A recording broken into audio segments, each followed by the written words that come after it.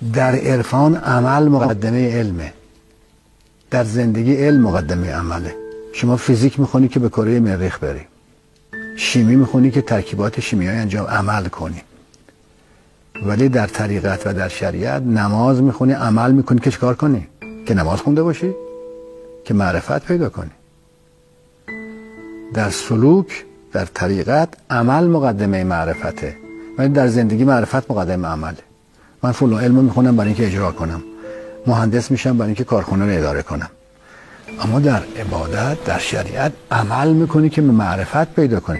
به همین جهت بسیاری از همه مفسران تقریبا الا مستثنی و همه عرفا این آیه شریفه رو اینطور تفسیر کردن: ما خلقت الجن والانس الا لیعبدون. خداوند فرمود.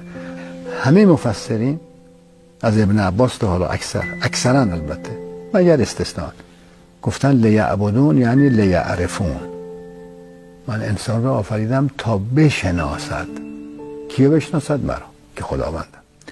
پس لیعبدون یعنی لیعرفون.